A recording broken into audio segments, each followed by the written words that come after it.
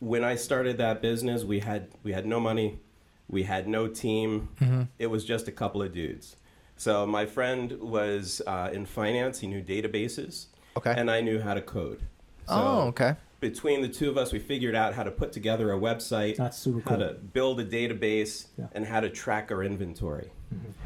Yeah, venture hustles, life is really what you make it. Building up your brand is whatever you create it.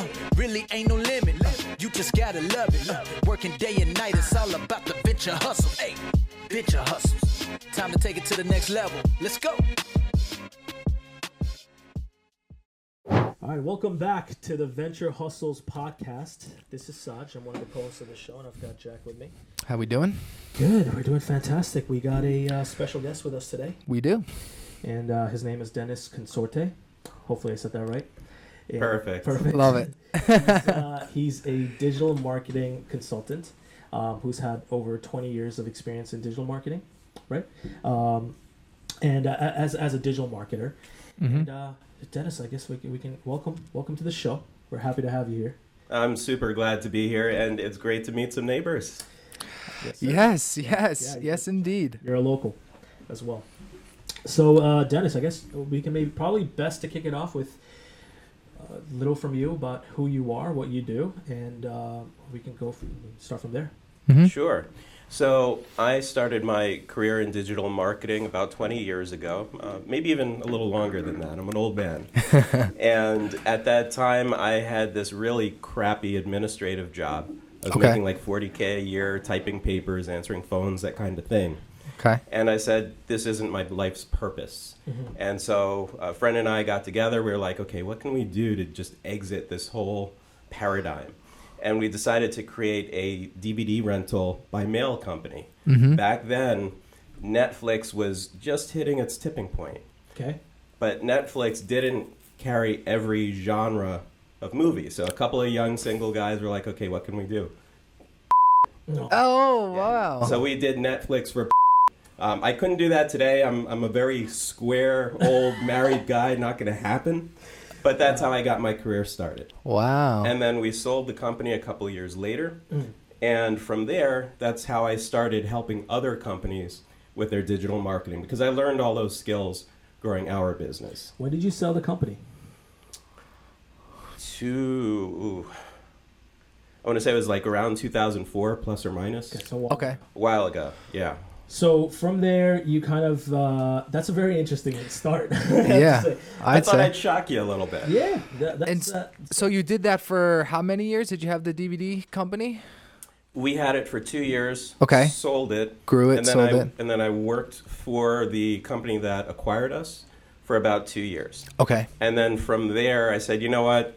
This isn't really what I want to do. Is Yeah. it public information on what you sold it for, or is that? No, it's not. Okay. Yeah, I don't want to share that. Oh, No, you're good. Yeah. But what I will say is that after I left, we left on very good terms. Okay. I got my first career in quote-unquote digital marketing for a cookie company.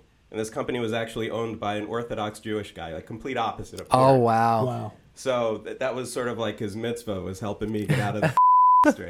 It's a joke. But that career went very well. Yeah. And I actually consulted for a few years for the other company. So I was doing really well that year. Had a great salary, great consulting income. It was great. And then from there, I eventually got into the agency side of things, worked for another agency, and then started my own agency. Okay. So what's the access point from the DVD rental company to digital marketing, right? Well, what I can tell you is that when I started that business, we had no money, we had no team. It was just a couple of dudes. So my friend was in finance. He knew databases, and I knew how to code. So between the two of us, we figured out how to put together a website, That's super how cool. to build a database, and how to track our inventory. And then from there, I just spent hours and hours just reading forums about SEO. And so I learned, and back then, SEO was super easy, way easier than it is today. Yeah. It's just like, okay, you get the right keywords in your link, the right keywords on your page, and bam, you're at the top of Google. Yeah. So we were at the top of Google for everything, like everything. And from there, when we sold the business, I worked for the cookie company, I just honed those skills in a different way.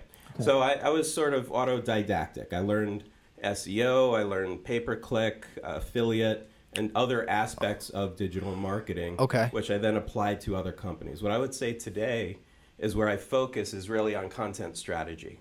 So Okay. I produce tons of content for companies, all kinds of content, and one thing that I've really been focused on lately are data stories, which I find really interesting. Okay. Wow. No, that's super fascinating. You were in New York during this whole time, like as you were doing this. I was in Jersey. Okay. Yeah, sorry guys. No, good. We're neighbors still. No, Neighbors. I'm all over the place, man. I grew up in upstate New York Okay. and then lived all over the country. Went to school in Indiana for a couple of years. Okay. Spent about over 15 years in New Jersey. Okay.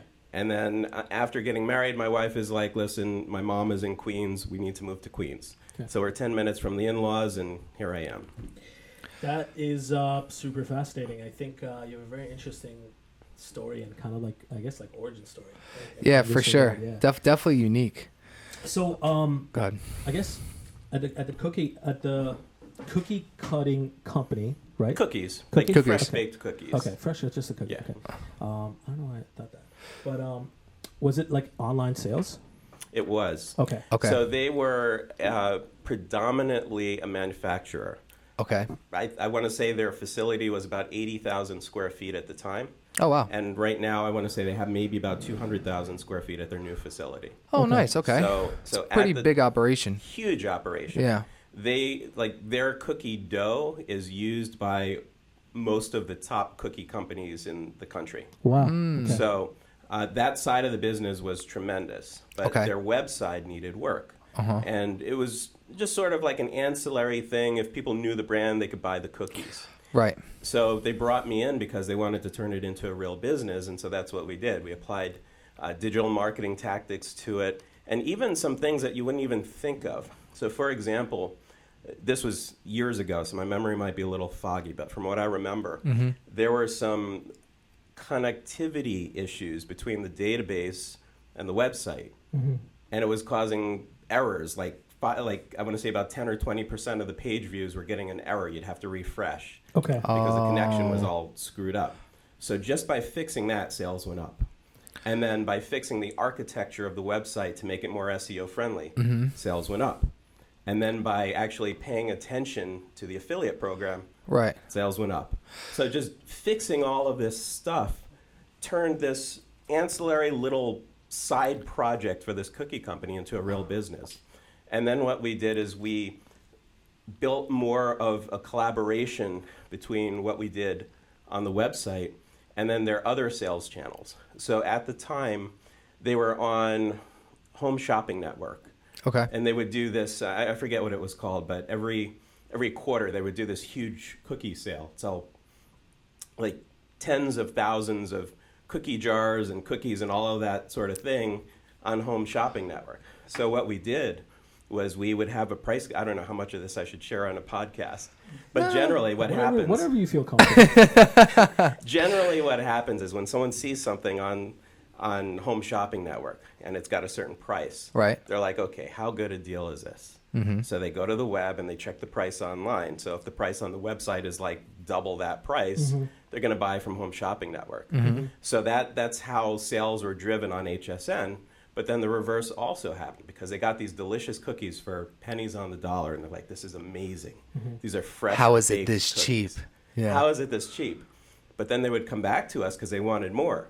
And so that helped drive... They would come back to you on the website. On the website. So the initial hook. I mean, so you're not. They weren't making that much money on HSN. It's just an exposure thing.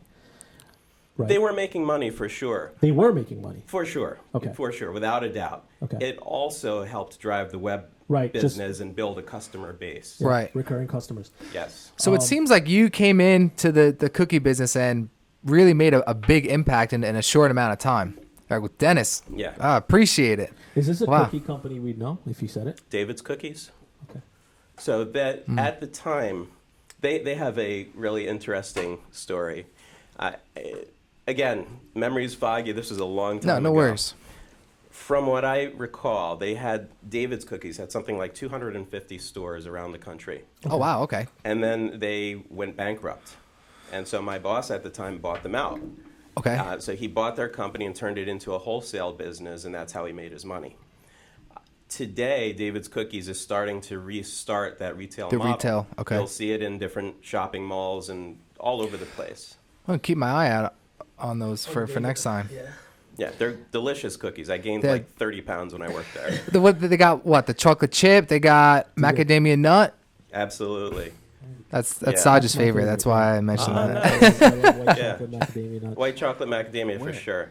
Now, do And- you get unlimited cookie access? Like, do you get to basically eat anything and everything? I did. Okay. I did, and that was terrible. Terrible. Lots for of free my- samples, huh? Too many free samples. Well, what was interesting was because everything was on site at the warehouse, at the manufacturing plant, the I don't know if you would call them chefs or chemists, whoever came up with the cookie recipe. The R&D specialist. The R&D specialist. Scientists. Every week would come in and do a little A/B test. You like this brownie or this brownie? This cookie or that Yeah, cookie? I always find that super fascinating when I see that in like TV shows and movies, like testing different ketchups or like different mustards or just like different flavors. This is how they do it. Like they put it in like unknown labeled cups, and then right something like that. That's exactly how they did it. Yeah. Yeah. I mean, this was like pen and paper. You know, do you like A or do you like B? Yeah. That's super cool. Super fascinating. So Yeah. How many years was that in the cookie kind, David's Cookies?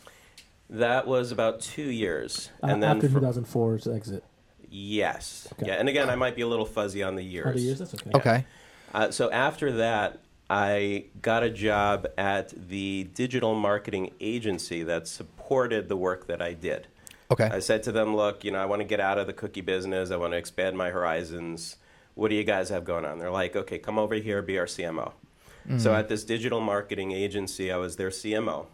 And part of my job, probably the biggest part, was creating new profit centers for the company. Okay. So at the time, they were really focused on web development and a little bit of SEO. That was their whole business. Okay. And by the time I left, they also had multiple products for email marketing, affiliate management, pay-per-click, and some other things. So that was my entry into the agency side of things. And I got, what was really cool is I got to see both sides of working with an agency. Yeah. Being the client and then being the agency itself, Right. which I believe set me up very well for starting my own agency after You've seen that. all sides at that point. At that point, 100%. like you're seeing exactly who you're going to service. You're behind the doors on that, and on the other side, it's kind of like the branding and the positioning, and who you're catering to. So that's super. Yeah, 100% probably gave Super you- valuable and unique that you have both of those kind of perspectives there too. Yeah. You know? Yeah, most people just have one or the other. Yeah, without a doubt. So at the I guess at this digital marketing agency, as a CMO, how long were you there? That's another fuzzy number. I want to say I was there full time for about 3 years. Okay. But that last year, I started getting into building my own business. And I was 100% transparent with them. Again, I'm like, guys, listen, you're business people, you get it. I'm an entrepreneur. I'm not an employee. This doesn't work for me. I need to expand my horizons. So we worked out a deal. It was very amicable. And in fact, they became one of my biggest clients by the time I went full time with my own agency. Oh, wow. Yeah, Well, it that's was- awesome. It was awesome. That's pretty awesome. So you've been doing this almost now. So you've been running your own agency, your own digital marketing agency for almost a decade now. Is that safe to say?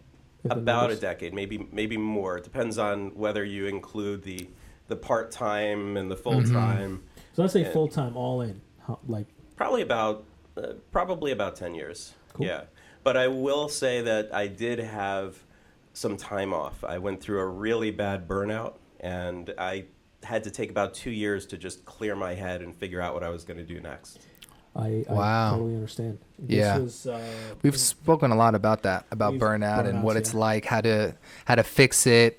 Let's say fix or better prepare yourself, for the next time around. Because the work typically, it's not like it's going to stop. Yeah. It's just how you're able to kind of Yeah. balance everything. You know what I mean? Did this happen in the beginning or towards the end, middle of, just like recently? About the middle. Middle? About the middle.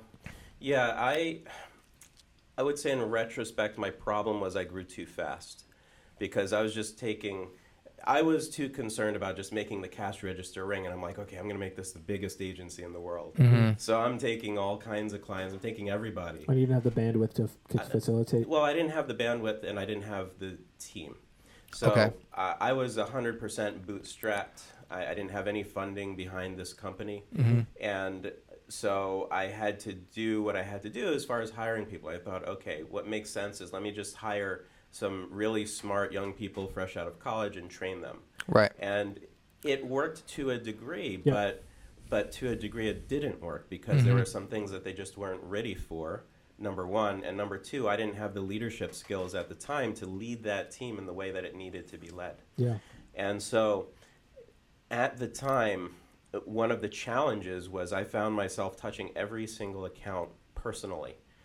And part of that was because I didn't set the expectations right with my clients where, okay, I'm going to hand you off to an account manager and they're going to have a team behind them. So all of my clients assumed I would just handle their You're the account. guy. I'm Yeah. the guy. Yep. So the phone's ringing off the hook, emails are coming in, the team is getting just overwhelmed, and it was too much. Yep. So I shut the whole thing down. This was over the course of, I'd say, 6 to 12 months, just winding it down. And people found new jobs and that kind of thing. And then by the time that ended, I'm like, okay, now I just need a rest. Okay. And so I took that break for about 2 years and just tried to figure out what I needed to do next and what went wrong. Yeah. And during that time, I would say that what I realized was that I actually lost my sense of purpose in the business. So Okay. when I first started that DVD rental company, as peculiar as it sounds, like this porn business gave me purpose in life. It was a wonderful thing because I was building something new. It was creative. It was growing. It was exciting. Yeah. And what happened with the agency model was I was so busy trying to get the cash register to ring that I forgot why I was there in the first place. It was just all about customer acquisition. It wasn't about why we do what we do. And so during those 2 years, a few things happened. So this would have been around 2016, a very contentious election period. And at that time, I was like, you know what, these people are crazy. Am I allowed to curse on this Yeah, podcast? Go right ahead. Yeah, okay. So I'm like, these people are fucking crazy. And, you know, Yeah. you've got like the worst two people in the universe. And I'm sorry if I offend people, but they were just bad candidates, both of them. No, 100% agree. Yeah. And so there's something wrong here. How do we fix this? And so at the time, I was like, you know what? There's got to be a better way. And what I always had inside of me, but never explored politically, was this libertarian spirit, meaning just let people live their lives the way they want to live. And if they're not hurting people, Why does it power to you. matter? Yeah. Why does it matter? And so I explored that politically, and that gave me purpose because I started looking into those candidates who, I mean, they don't win elections, but they have purpose behind them. And that connected me to someone who's actually a client of mine now, who ended up being my business coach for a while also. So I don't know if I should mention his name or not, but the libertarian candidate for governor of New York, at the time, I volunteered for his campaign after the 2016 election was over. And that's how we grew our relationship. And then he became my business coach, and we worked on a bunch of things, and this was part of what made me realize I needed purpose in life. Yeah. And so I said, okay, you know what would give me purpose after all of this political nonsense is over with? Yeah. And what I realized was, you know what I really care about are people who are exactly like me. These are people who are small business owners. These are people who are entrepreneurs. These are people who've gone through burnout. And if I could help those people, that would be an amazing thing, because I know how difficult life is for a startup, for a founder. And so part of my mission is to really be intentional about the clients I bring on today. So I try my best to focus on two different groups. One group are, of course, startups. So young startups resonate with me. Maybe we get into this a little bit. For sure. I'm the gray-haired guy. I'm in my late 40s. I'm going to be 50 soon. Okay. And Oh, so you're not that old. Yeah. you know. You make it sound like you're like. Oh, you look great. You look great. That I can I say. got some gel in my hair, so you know it's all No, good. you look good. But what I will say is that one of the challenges with the younger startups is many of them are haven't had all of the business experience and haven't always had the failure to know what it's like to get past certain obstacles. So that's part of the value that I bring the young startups is to say, look, this is what happened when I did X, Y, and Z. Let's be mindful of what could happen here if we do the same thing. So that's one cohort. The other cohort is health and wellness. During my burnout, I put on a bunch of weight. I was just not healthy. I mean, the refrigerator was my best friend. I wasn't leaving the apartment. It was tough. And I'm still overcoming this. It's a challenge. So the other group that I really enjoy helping are health and wellness companies, because I know that they're helping people live their best lives and be healthier and be happier in life. Yeah. So I help young startups. I help health and wellness companies. I do other stuff too, but those are the two that I really enjoy it the makes most. sense with, directly aligned with your focus here. What was your biggest motivator, let's say to get out of your burnout period? Like what got you to come back? What got me to come back was realizing that I needed purpose in life generally. Okay. So how did you realize that that was the thing that you were missing? Because I got it when I got involved in this political stuff. Okay. So when was that like a byproduct that just happened by chance, you think? And then you realized that that's... I think so. Okay. I think so, because I was volunteering for this political campaign. And I knew 100% he wasn't going to become the next governor of New York. It wasn't going to happen. Yeah. But if we could make impact, that was meaningful. Okay. If we could get our message out to people and say, you know what, you shouldn't be fighting over all of this nonsense. Yeah. New York can be an amazing place where everybody, it can thrive, businesses can thrive, you can have a wonderful family life. There's everything in New York from upstate. You know, you can go hiking in the city. Has a little bit of everything. A little bit of everything.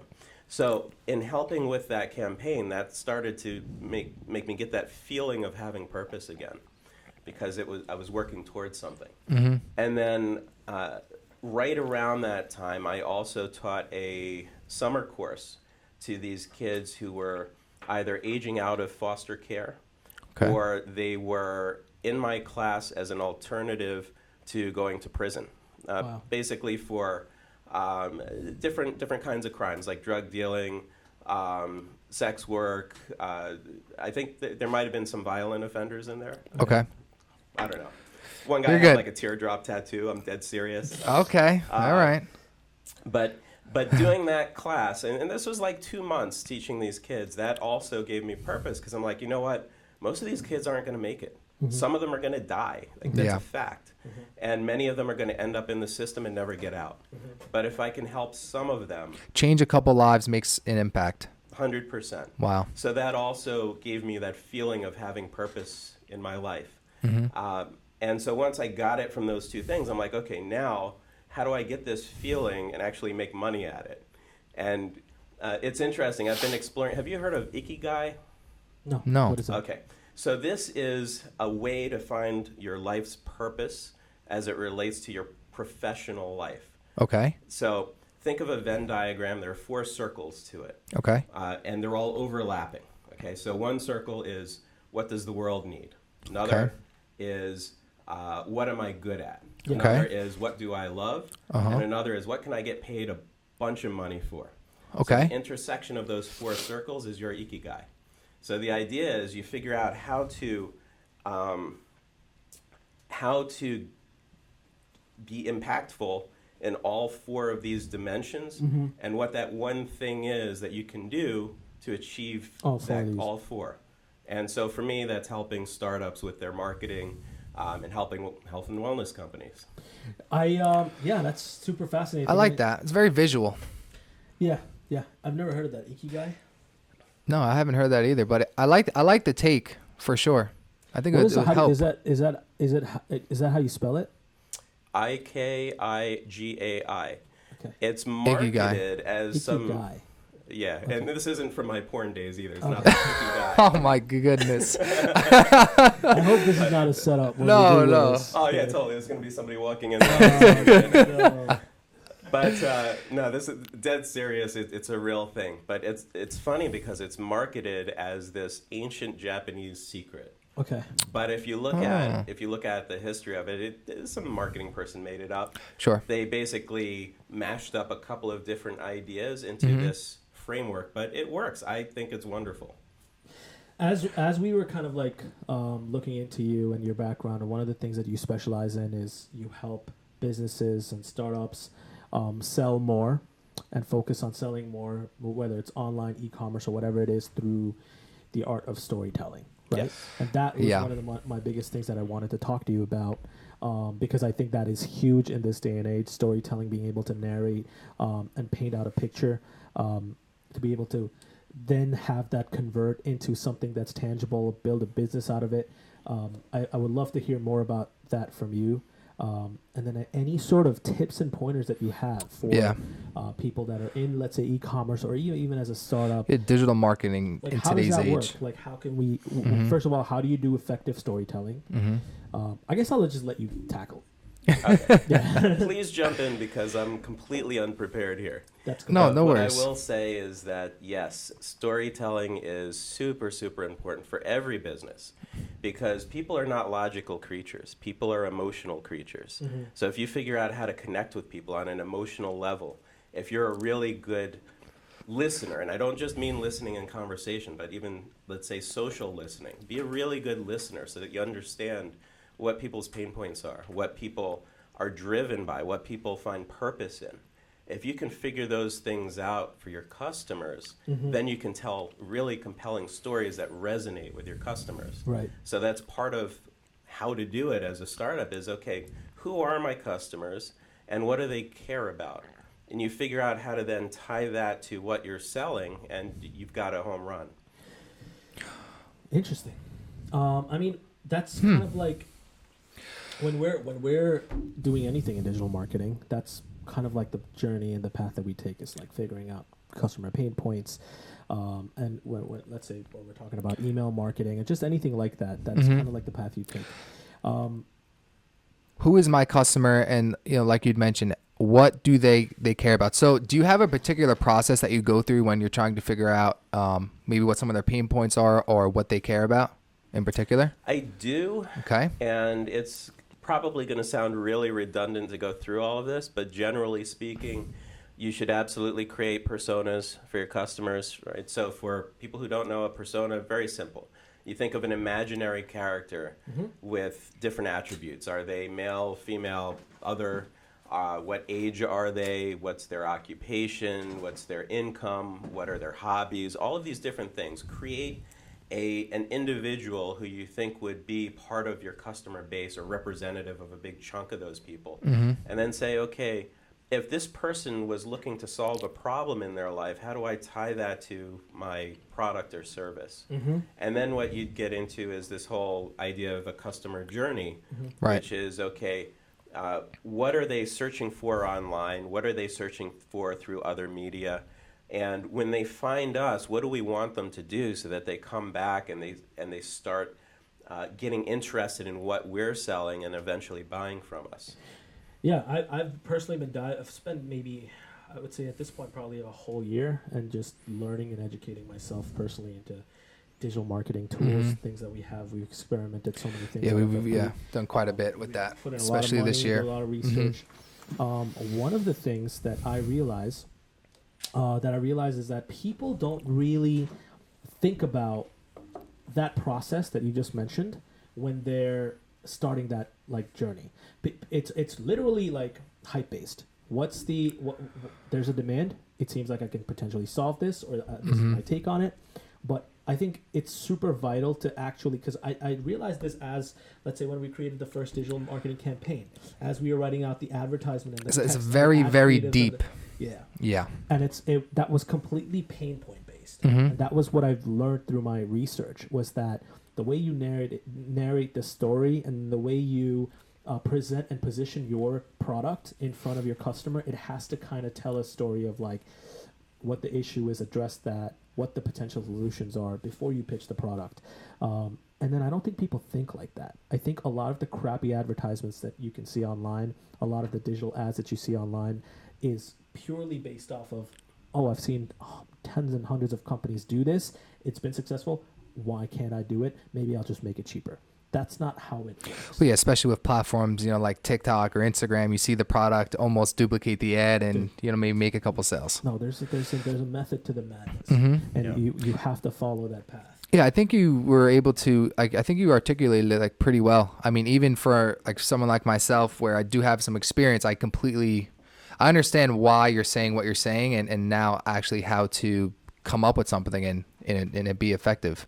100%. And there's one more piece to this, and it goes to purpose again, right? So when you tell this story, not only do you want to solve this person's pain points, but you want to align your values with their values.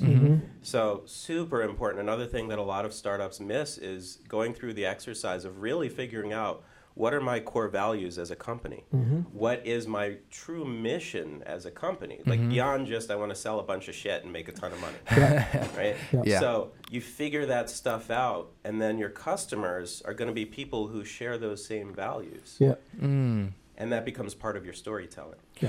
What do you think are, for someone, let's say that is, I'm not sure if they're starting an agency, but maybe for someone, where we were last year, putting your foot in the door with digital marketing or even digital ads, let's say.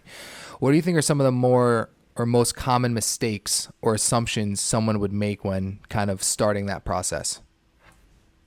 It's a good question. There are tons of mistakes people will make, and the best part of that is there's no such thing as failure. Every time you fail, it's a learning experience, and the next iteration you do better. Heck yeah. Now, that said, you got to be mindful of your money, because if you run out of money, you're screwed. Yeah. So a really important thing you should do to eliminate a big swath of mistakes is start figuring out what your numbers are. Yep. In other words, okay, what do I want my customer acquisition costs to be? And then how do I turn that into customer lifetime value?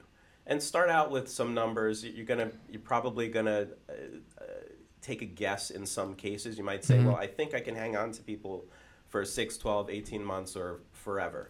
Yeah.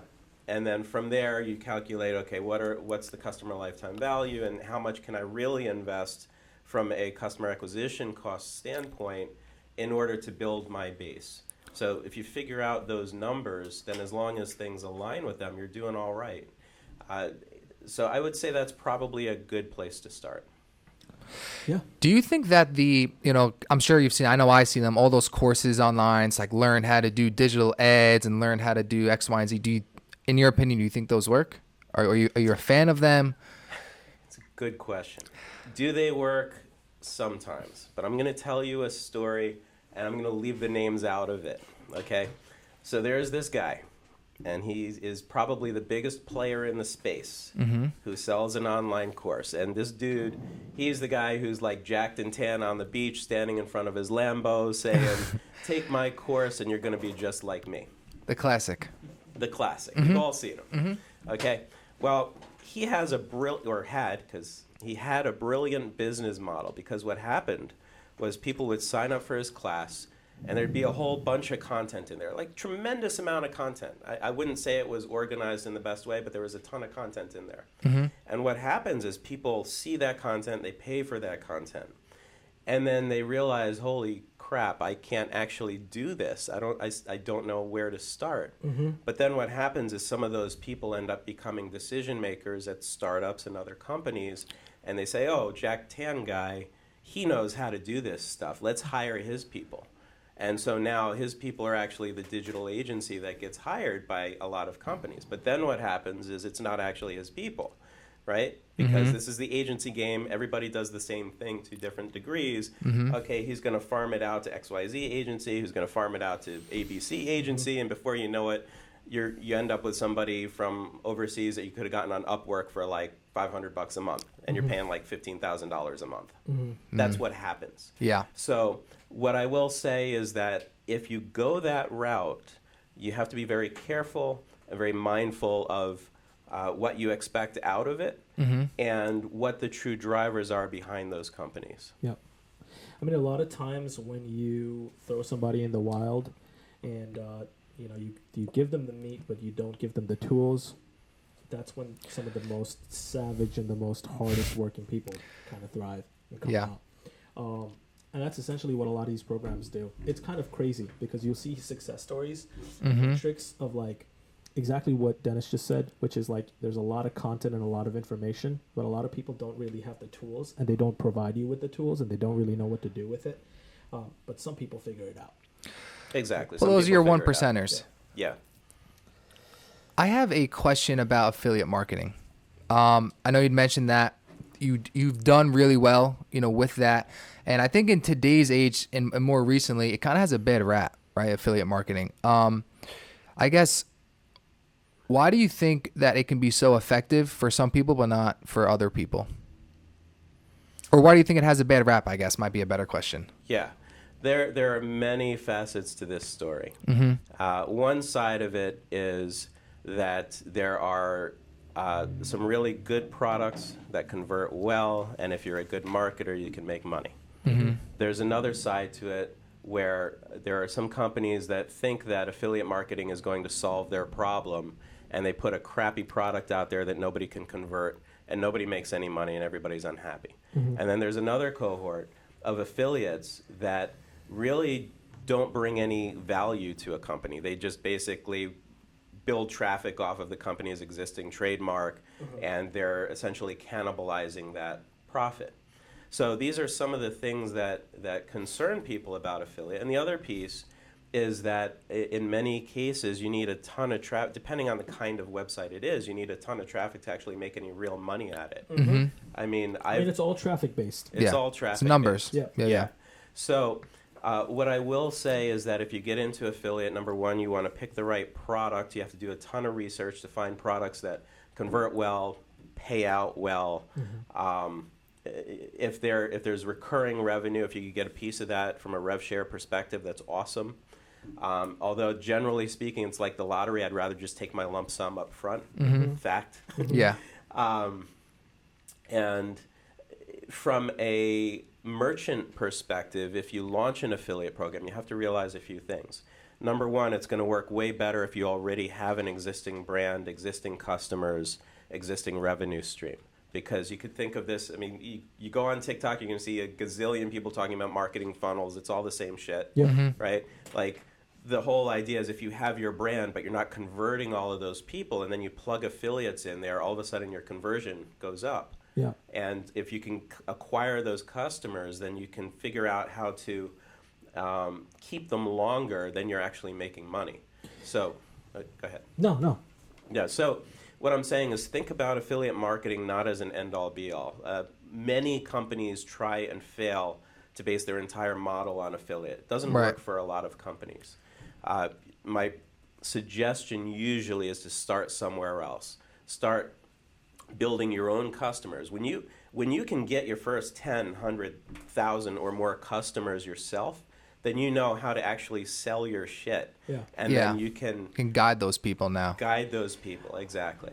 I like that. I mean, we're only saying this because we see people like Andrew Tate and whatnot, and then there's like a bad connotation with affiliate marketing because they're tying it directly to, let's say, the pyramid scheme.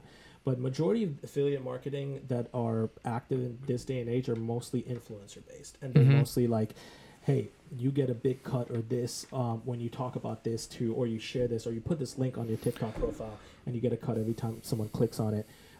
It doesn't really cost them anything, and it's not really pyramid scheme-ish. It's still affiliate marketing, but it's not. It ends right there with the influencer putting that link up on their profile. Does that, you know what I'm saying? So it's not entirely. Yeah. I think the only negative connotation with affiliate marketing is the pyramid scheme setup. Yeah, I mean, and why do you think that is the case? Ty Lopez, Andrew Tate. What do you think, Dennis? Why do you think? Oh, his mouth is okay. He's sealing. Okay, I'll fair talk enough. about Andrew Tate. Okay. I won't talk about the other guy. Okay. So what I will say about Andrew Tate is, holy shit, that guy. Whatever you think of him as an individual, he was everywhere until they canceled him. He's a genius. He was everywhere, without a doubt. And what's interesting is he'll still make money. Yes. Right? I was just on a call with the Valuetainment team, like 3 days ago, Okay. to do a deal with them on something. They're, I don't know how much of this I can talk about right now, but they're also talking to Andrew Tate about the same deal. He's much bigger than the person that I'm plugging in. And he's going to make a ton of money. He's still going to have a following because he figured out how to take this whole cancellation of who he is and turn that twist into it. and twist it and say, you know what? These motherfuckers, like, they're the devil, right? You need to come with me over here. Let's go to, Parlor or wherever he is. Rumble. I mean, Rumble, he's been in a couple different spots. I He's think gonna he's be jumped fine. around. Right. Yeah. Yeah.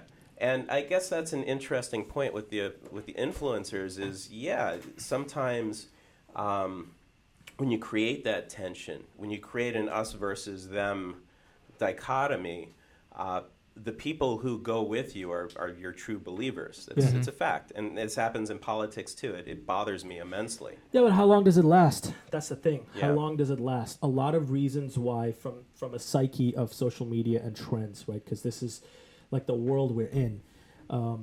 Hype keeps building up solely because there's more unknown hype attached to it.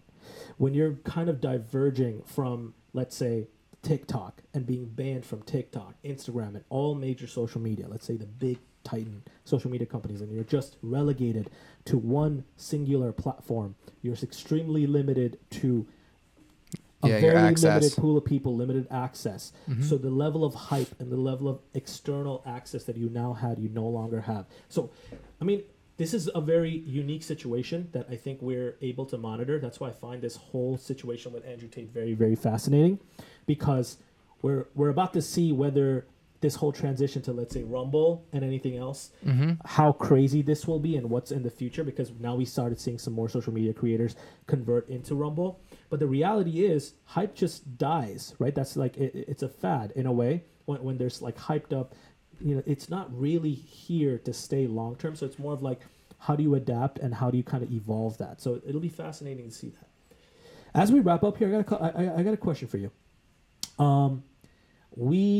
Let's say for someone starting out, you got a limited budget. They've got, let's say, $2,000, maybe $3,000 in marketing dollars. I don't know, just to figure the number, right? If it were you, considering the landscape, considering your experience, 20 years in digital as a digital marketer, working with startups and entrepreneurs, how would you best categorize? Because there's a lot of things you focus on, right? SEO, paid search, blah, blah, blah. Where would you put that $3,000? What would be the biggest output in terms of like ROI for you? You think? You can pick the nature of the business, whatever. In this example, just make it easy. Where would you put your money? SEO, paid search, digital marketing ads, or what was the Other. Or other? I guess affiliate marketing wouldn't really apply, but yeah. It's a good question. I don't know what I would do with $2,000 or $3,000 today. That would be very difficult. Okay. So what I would say is, with such a limited budget, you want to start with the owned media that doesn't cost anything, right? Build your website. You better be grinding and writing your own content if you've only got a couple $1,000s, right? So Well, let's say that's your marketing budget, not your startup budget. Let's let's say that's your allocated marketing budget. And the reason why I say this is a lot of the audience, a lot of the people that listen to us, that our demos are like people that are young entrepreneurs, startups, startups, and that. Well, what do you think the threshold is then? I know you'd meant, like you just said, like 2 to 3. Like, I mean, what is that? What do you think would be? I guess I won't say healthy, but the bare minimum to do it right. What do you think that threshold is for you? I don't know. Yeah, I don't think there's a fixed amount. And I also think it varies on the industry, the space, and also I'm keeping it vague because let's just say month one. That's your budget. Okay. Right? Or like 3-month budget. So what do we have at month one? Do we have a website? Do we have a social presence? Yeah. Do we have this? Do we have a product? Let's say you have your social media accounts. You have a product. Let's say it's a service that you're selling online. It could be a consulting business. I'll paint a picture for you. Yeah. Let's do that. So let's Because say, right now I'm like a dude standing in the middle of a desert, like, okay, what do I do?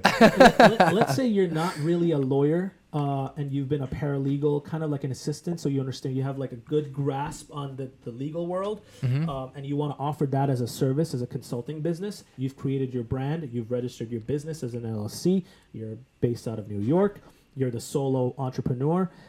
You've made some side money here and there. You've budgeted maybe 10 grand, out of which you've spent 2 grand out of that 10,000 into building a website, creating the socials, registering the company, and just kind of getting initial things out the way that you know that you'll need for online presence. And now you're like, okay, I've got $3,000, maybe $4,000 to dedicate to maybe content, social media, but I want to start getting calls booked. I want to start getting clients through the door, meetings booked. What do you do? Okay, so first thing that I would do if I was this paralegal Yeah. starting this imaginary company, Yeah. first thing I would do is figure out how to establish myself as a thought leader. I'd Okay. be getting on podcasts like this. Doesn't cost anything. Okay. I'd be writing articles. I'd be even submitting to different blogs and websites. There's even, for example, I've got a few articles on Entrepreneur, right? Awesome, instantaneous. If you can do that, you're automatically a thought leader in your space. So figure out what the industry publications are that you can write content for. Figure out what you can give people in terms of value through your social media. Too many people are just trying to sell shit on their social media. Yeah. But if you give people value, like not everything, but give them enough value that they can actually get somewhere with the content that you create, Yep. and then show them, look, if you have a few bucks and come back to me, I can help you even more. So one way to do that today, in this very moment, would be maybe TikTok, right? The TikTok algorithm is still at a place where you can still It's game so it. experimental, yeah. Yeah. So my understanding of it is that it's more topic-based versus other algorithms are more, let's say, audience-based.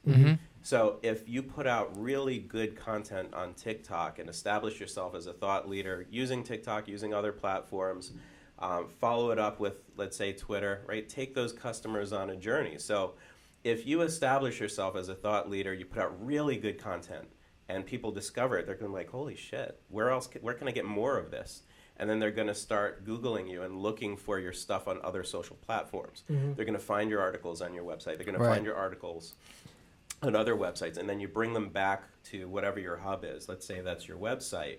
And there you want to, again, give people more value. So this goes into the whole marketing funnel thing. Right. Figure out, okay, now how do I capture this person's email address? So SEO, so in a nutshell, you're saying SEO and email Social marketing. and PR. email. Yeah. I mean, at the top of the funnel, you've got your SEO, you've got your social.